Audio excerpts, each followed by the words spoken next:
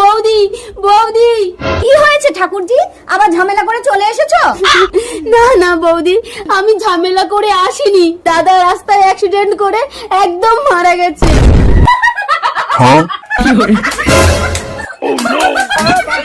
বৌদি, তুমি কি পাগল হয়ে গেলে? দাদার মৃত্যু সংবাদ শুনে তুমি হাসছো? রুকো যারা। এই জন্য বলি ঠাকুরজি, যে কোনো জিনিস ডবল বানিয়ে রাখতে হয়, তাহলে একটা শেষ হলে আরেকটাকে কাজে লাগাতে পারবে। বৌদি, তুমি যে দুটো স্বামী ধরেছো, দাদা সেটা জানতো?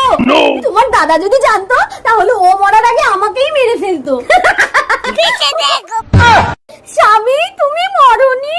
এই তোমার চালাকি ধরার জন্য আমাকে অ্যাক্সিডেন্টের নাটক করতে হলো। তুমি বোনের বরের সঙ্গে লাইন করে তার সংসারটা নষ্ট করছো। চুপ কর বোন, কোথায় লুকিয়েছো? ডাকো ওকে। এই খচ্চর!